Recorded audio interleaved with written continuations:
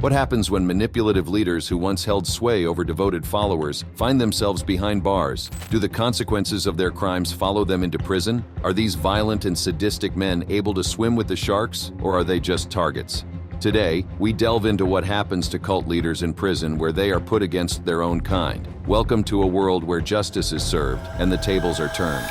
Larry Ray. Larry Ray is a man whose name has become synonymous with manipulation, abuse, and depravity. He gained infamy for his involvement in sex trafficking and racketeering. Born in 1959, Ray grew up in a seemingly ordinary family in a small town. However, behind closed doors, his dark tendencies began to emerge. Ray's ability to manipulate and control people was evident from an early age, and he continued to use these tactics into adulthood. He was known for fabricating stories about his background and using a charming facade to manipulate and control his victims. But it wasn't until Ray's time at Sarah Lawrence College in 2010 that his true depravity would be revealed. Arriving at the prestigious institution, Ray saw an opportunity to prey upon vulnerable young women. Posing as a father figure, he inserted himself into the lives of his daughter's roommates, gaining their trust through therapy sessions that seemed innocent enough at first. He targeted students who were searching for meaning and purpose, offering them a sense of belonging and community. Little did they know, they were entering a world of sexual, physical, and emotional torment. Under Ray's influence, the dynamics within the group swiftly shifted. He employed various psychological techniques to gain control over his followers and convinced them that he possessed the key to their personal and spiritual development, exploiting their vulnerabilities for his own gain. One of Ray's methods of manipulation was gaslighting, where he would distort the reality of his followers, making them doubt their own perceptions and memories. This tactic allowed him to maintain control over their thoughts and actions. Ray also employed a technique known as love bombing, showering his followers with excessive praise and attention to create a sense of indebtedness and loyalty, and then taking it away whenever they did something he didn't like. By manipulating their emotions and exploiting their desire for validation, he ensured their unwavering devotion to him and the cult, which he called the Ray family. Ray utilized fear as a tool to keep his followers in line. He would instill a sense of dread by threatening them with dire consequences if they disobeyed his orders or attempted to leave the group. This constant state of fear created a toxic environment where his followers felt trapped and powerless. As the cult grew in size, Ray's grip on his followers tightened. He implemented strict rules and regulations, creating a culture of fear and blind obedience. He used classic techniques of coercion to manipulate his victims, such as isolating them from their friends and family and severing the ties that could offer them protection from his sinister influence, using means of financial control and taking away basic human agency like food and sleep. I was so scared. He wouldn't let me sleep. He controlled what I was eating. He would yell at me. He would beat me. The activities of the cult grew increasingly disturbing, with reports of physical and sexual abuse emerging. Daniel Levin had his testicles squeezed with a garrote. Another one was punched in the stomach with a sledgehammer. A same victim, Daniel Levin, and Larry Ray used a set of pliers to pull his tongue. Ray was also extremely paranoid. He thought that someone was trying to kill him and believed that some of his victims were conspiring with him. His paranoia only got worse with time, and he started torturing the victims to elicit a confession from them. The abuse escalated to the point that they confessed to make him stop. He was arrested after his crimes were exposed in a New York Magazine story published in 2019. The article detailed the psychological, physical, and sexual abuse he inflicted on his daughter's roommates and friends over the years. Following the publication, the FBI launched an investigation, leading to Ray's arrest at a home in New Jersey. He was later charged with 15 counts including racketeering, violent assault, sex trafficking, and other related charges. Ray's trial featured testimony from numerous victims, and the jury returned its verdict after less than a day of deliberations following a month-long trial. After being sentenced, he faced a hostile environment and the harsh realities of prison life. Rather than being the manipulator, he became manipulated. The tables had turned, and he became a target for other inmates seeking revenge. The once powerful fraudster now lived in constant fear for his life. Ray took the opportunity to speak in an interview, portraying himself primarily as a victim and even displaying signs of emotional distress. He expressed how the past 3 years spent in jail have been a living nightmare for him. Ray also listed several health issues he has been experiencing, including numbness and tingling in his extremities, ear ringing, and lesions that have been deemed very frightening by medical professionals. Despite seeking medical attention, Ray has not received a diagnosis for his ailments. "Being in jail has been horrible," he said. Victor Barnard. Victor Barnard was a charismatic religious figure who founded and transformed the group into a cult. In the late 1990s, Barnard founded the River Road Fellowship in Pine County, Minnesota. Under the guise of spiritual enlightenment, he presented himself as a prophet, claiming to have a direct line to God. This charismatic persona, coupled with his ability to prey on the desires for guidance and belonging, attracted individuals seeking answers and purpose. Barnard created an environment of secrecy and isolation within the cult. He cut off his followers from the outside world, severing ties with their families and friends. This isolation made them more susceptible to his influence and control. Under Barnard's rule, strict rules and regulations were enforced, dictating every aspect of his followers' lives. From their clothing choices to their dietary habits, Barnard's control extended into even the most intimate aspects of their lives, including their sexual relationships. Using his position of power, Barnard exploited his followers, particularly young girls, committing heinous acts of sexual assault. He manipulated their trust, using his twisted interpretation of spirituality to justify his actions. The Maidens were a group of 10 girls who took care of Victor in pretty much every need he had. In 2014, two courageous women who had managed to escape the clutches of the cult came forward and reported Barnard's crimes to the authorities. He was arrested and tried. In March of 2016, Victor Barnard made an initial courtroom appearance. I had envisioned what this guy was like, this charismatic religious leader, and it was profoundly disappointing.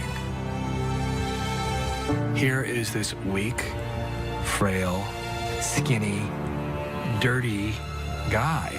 The judge, recognizing the severity of Barnard's crimes and the devastating impact on the victims, handed down a sentence of 24 years in prison. Inside the prison, Barnard took advantage of his charismatic personality and twisted beliefs to establish himself as a figure of authority. He cunningly manipulated the religious services offered to the inmates, using his position to control and manipulate those who sought solace in their faith. Barnard's ability to use God as a weapon was particularly disturbing. He twisted religious teachings to suit his own agenda, exploiting the vulnerability of his fellow prisoners. Through his manipulative tactics, he gained the attention and admiration of some, while instilling fear and unease in others. In prison, Barnard tried to establish dominance by staring down another inmate that he thought would be easier to intimidate and establish himself as someone not to be messed with in prison. Kringen, feeling threatened by Barnard's presence, believed that the former cult leader had set his sights on him, drawing negative attention and potentially endangering his safety. The tension between Victor Barnard and Shane Kringen reached its boiling point. Kringen, feeling threatened by Barnard's manipulative presence, decided to take matters into his own hands to protect himself. One fateful day, as the two crossed paths in their prison cell, the atmosphere crackled with an intense energy. Kringen, fueled by a mix of fear and anger, could no longer bear the weight of Barnard's manipulations. In a moment of sheer desperation, he unleashed his pent-up emotions, launching a brutal attack on Barnard. The assault was swift and merciless, leaving Barnard with a punctured lung and a traumatic brain injury. He showed no remorse as he expressed his lack of regrets for the attack, highlighting Barnard's manipulative and wicked nature. Kringen, the assailant, accused Barnard of taking control of religious services in the prison and described him as one of the most malicious individuals he had ever encountered, using religion as a means of manipulation. In fact, he boldly proclaimed that he slept well at night, knowing that he had taken action to protect himself from Barnard's manipulative ways. The aftermath of the confrontation was filled with chaos and disbelief. Some inmates rallied behind Kringen, supporting his claim of self-defense and echoing their own experiences of Barnard's manipulative tactics. Kringen believed Barnard had planned everything out and tried to antagonize him so that Barnard could be shifted to a different cell or prison, but nothing came out of it. Kringen was then charged with the assault on Barnard, but the charges were dropped when Barnard didn't show up for court. Barnard lived in constant fear of being assaulted while in prison and spent some time in solitary confinement for his own safety. As a result of the assault, he experienced various difficulties, including memory loss, hearing and vision problems, and frequently visited the prison's medical wing. Roch Thériault. Roch Thériault, also known as the Antichrist, was a notorious cult leader and murderer who terrorized a small community in Canada. Born on May 16, 1947, in Quebec, Canada, Thériault initially gained attention as the leader of a religious cult known as the Ant Hill Kids. Under his charismatic and manipulative influence, the cult members endured physical and psychological abuse, believing that Thériault was a divine figure. Theriot's reign of terror escalated to unimaginable levels as he subjected his followers to brutal acts of violence, including amputations, castrations, and even murder. Theriot believed that amputations were necessary to cleanse the body of impurities and to test the loyalty of his followers. He would perform these gruesome acts himself, often without anesthesia or proper medical equipment. The cult's isolated existence allowed Theriot to maintain control over his followers, who lived in fear of his wrath. Under his totalitarian rule, his followers, both adults and children, lived in a state of constant fear and suffering. They endured severe physical and sexual abuse, all in the name of their leader's twisted ideology. Theriot had multiple wives and concubines, fathering 26 children within the cult. The baby that he was looking after, one of them, would not stop crying. Cried and cried and cried. And he beat this child to make it stop crying. Well, he beat it into a coma.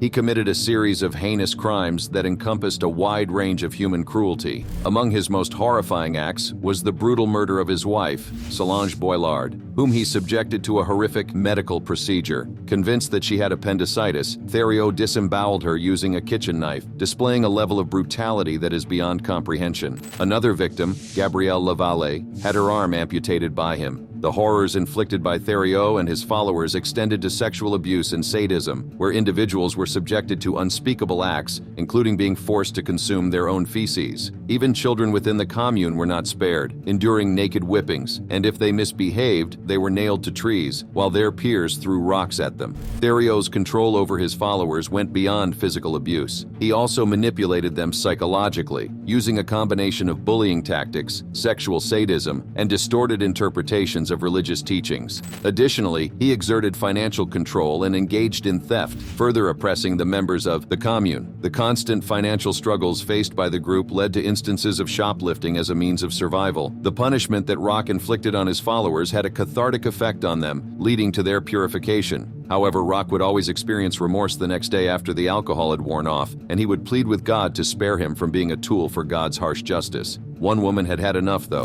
In 1993, Gabrielle Lavalle escaped from Theriot and reported him to authorities. He was arrested after a 6-week manhunt and found guilty of 6 counts of first-degree murder and multiple other charges. He was sentenced to life in prison without the possibility of parole for 25 years. Despite his incarceration, he continued to exert a certain level of control and influence over both inmates and prison staff. His behavior disturbed both fellow inmates and prison staff. He would often engage in violent outbursts, targeting both inmates and prison staff with his rage. His twisted charisma allowed him to gather a following of loyal followers who were willing to do his bidding, further solidifying his control within the prison walls. A few of his wives also remained loyal to him even during his incarceration. He fathered 4 more children during their visits to him in prison. His reputation as a cult leader followed him into prison, making him a target for other inmates seeking to assert their dominance. He became a target of hatred and violence. Fellow inmates, aware of the heinous crimes he had committed, sought to exact their own form of justice. Theriot faced constant threats and physical assaults, making his time behind bars a daily struggle for survival. The prison walls offered no respite as he became the subject of disdain and disgust among his fellow prisoners. On February 26, 2011, Roche Theriot met a fittingly violent end to his violent life at the penitentiary in New Brunswick, Canada. He was brutally attacked by fellow inmate Matthew Gerard MacDonald, who had expressed animosity towards Theriot due to his prior crimes against women and children. MacDonald, armed with a shank, unleashed a savage assault on Theriot, inflicting fatal injuries. He had confessed to the murder without any hesitation and felt no remorse for killing him. Despite efforts to save him, Theriot succumbed to his wounds, bringing an end to his reign of terror. Charles Manson. Charles Manson was a notorious criminal and cult leader who orchestrated a series of brutal murders that shocked the world and left a dark legacy. Manson spent much of his life in reformatories or prison for various crimes, including larceny, robbery, burglary, and theft. Upon his release in 1967, he moved to San Francisco and attracted a small group of devoted followers from the city's bohemian youth culture. By 1968, he became the leader of the Family, a religious cult focused on his unique teachings influenced by science fiction, the occult, and fringe psychology. Manson was a master manipulator who used a combination of charisma and fear to control his followers. Manson Manson believed that a race war between white and black Americans was imminent. Central to his ideology was the belief in an impending apocalyptic race war, which he referred to as helter-skelter. According to Manson, the war would be sparked by a series of violent acts committed by his followers, which would then be blamed on African Americans. In the aftermath of the chaos, Manson and his followers would emerge as the leaders of a new society. To prepare for this race war, Manson indoctrinated his followers with his twisted ideology. He manipulated their fears and insecurities, convincing them that they were the chosen ones destined to survive the impending apocalypse. He preached a mixture of pseudo-spirituality, conspiracy theories, and racial hatred, creating a toxic cocktail that fueled the actions of his cult. Manson's ability to manipulate his followers was rooted in his understanding of their vulnerabilities. He preyed on their desire for purpose and belonging, promising them a sense of identity and meaning in a world that seemed chaotic and uncertain. By convincing them that they were part of a grand cosmic plan, Manson gained complete control over their thoughts and actions. They came to be known as the Manson family and lived together in a commune-like setting. Manson enforced strict rules and rituals, isolating his followers from the outside world and reinforcing their dependence on him. He used a combination of psychological manipulation, drugs, and sexual coercion to maintain his hold over them. Manson's twisted ideology and his ability to manipulate his followers were key factors in the heinous crimes committed by the Manson family. He believed that by committing these acts of violence, he could ignite the race war he had prophesied. On the night of August 8, 1969, Manson and his followers embarked on a murderous rampage that would forever stain the pages of history. Their first target was actress Sharon Tate, who was 8 months pregnant at the time. Along with 4 others, Tate was brutally stabbed to death in her own home. The following night, Manson's followers struck again, this time targeting Lino and Rosemary LaBianca, a couple who lived in a quiet neighborhood. The victims were subjected to a similar fate, stabbed multiple times with messages scrawled in their blood. I was the first one there. When I entered the house, everybody was dead. The word pig written on the front door in somebody's blood. It was very gruesome. The police were finally able to arrest him through another member of the Manson family, Susan Atkins. While in custody for an unrelated crime, Atkins bragged to her cellmate about her involvement in the Tate LaBianca murders. The cellmate immediately reported the conversation to the police. On October 12, 1969, Manson and several of his followers were arrested at the Barker Ranch, a remote hideout in Death Valley, California. They were arrested and sentenced to death, but were later changed to life imprisonment. Despite his confinement, Manson continued to exert a certain level of control over his followers. He maintained contact with his loyal disciples through letters and occasional visits. His manipulative tactics were still at play as he sought to maintain his influence from behind bars. Over the years, Manson's notoriety grew, attracting attention from the media and the public. His twisted ideology and charismatic persona made him a subject of fascination for many. Numerous documentaries, books, and interviews were conducted, attempting to delve into the mind of this infamous cult leader. He spent the majority of his life confined within the walls of various correctional facilities, including the notorious San Quentin State Prison and Corcoran State Prison. Manson's life in prison was not without its share of challenges and incidents. The harshness of prison life took a toll on Manson's physical and mental well-being. He was subjected to the strict routines and regulations of prison with limited freedom and constant surveillance. Manson's once wild and untamed spirit was confined within the confines of a prison cell, his every move monitored and controlled. You people have done everything in the world to me. Doesn't that give me equal right? I can do anything I want to you people at any time I want to, because that's what you've done to me. If you spit in my face and smack me in the mouth and throw me in solitary confinement for nothing, what do you think's going to happen when I get out of here? In 1984, Manson was attacked by another inmate, Jan Holmstrom, who poured paint thinner on him and set him on fire. Manson suffered severe burns on over 20% of his body, resulting in a lengthy hospitalization and further isolation from the general prison population. As the years went by, Manson's health began to deteriorate. In 2017, he was rushed to a hospital in Bakersfield, California, due to gastrointestinal bleeding. It was there that Manson passed away on November 19, 2017, at the age of 83.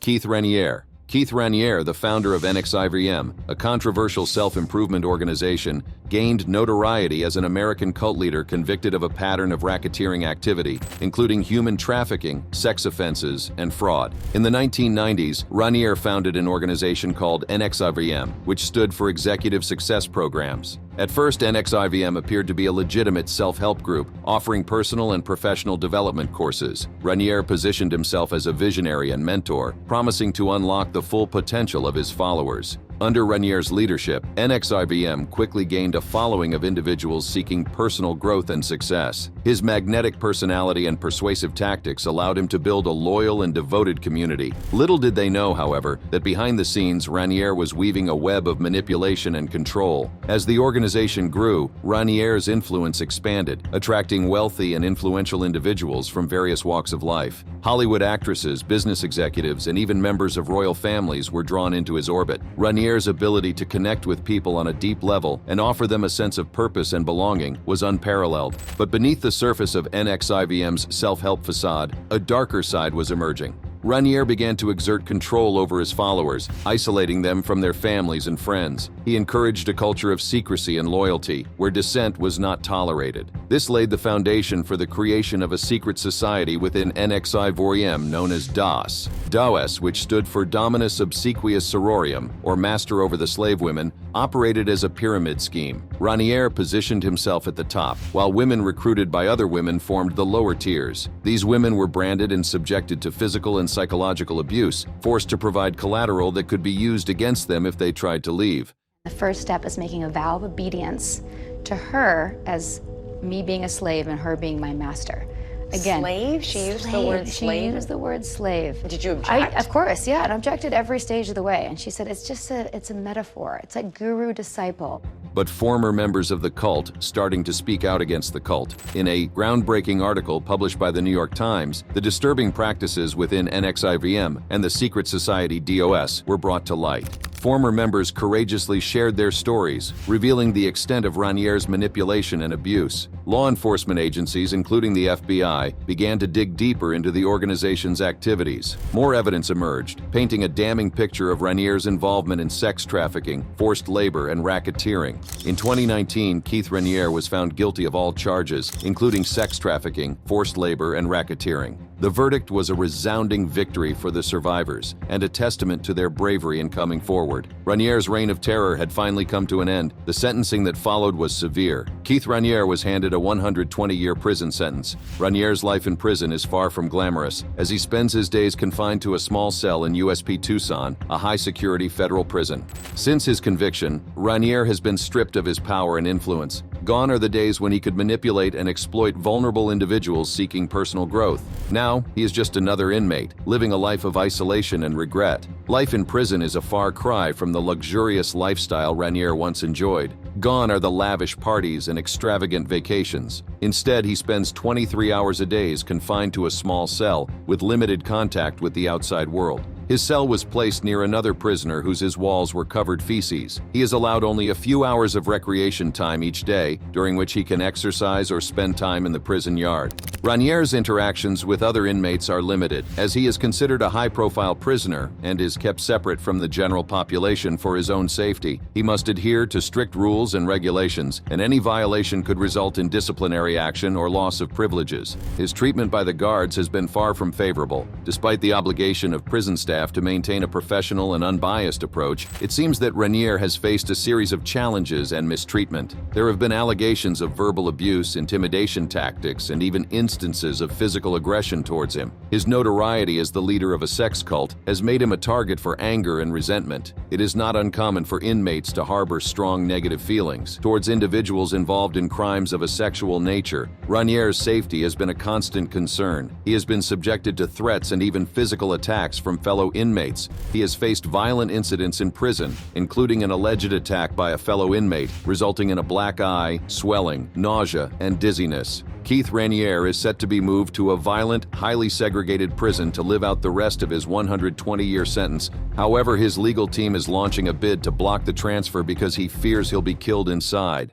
These 5 cult leaders, each with their own unique brand of manipulation and control, have left an indelible mark on history. Their imprisonment not only serves as a form of justice for their victims, but also offers a glimpse into the dark recesses of the human psyche. If you like this video, click the card on your screen to see more videos like this.